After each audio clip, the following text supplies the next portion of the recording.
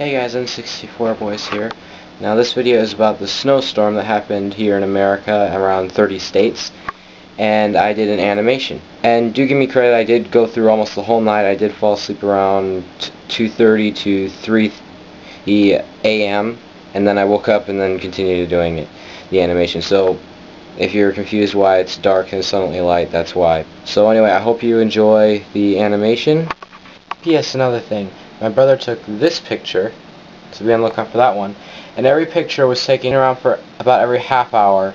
Then I lowered the time to 15 to 10. A few times it turned into an hour since I was watching a TV show, and then after that it was like 20 minutes after that, or 40 minutes. So it was a little bit random, but mostly it was organized, the pictures. And some of the pictures you'll see wiped away snow. So I did that so that way you can see the ground better.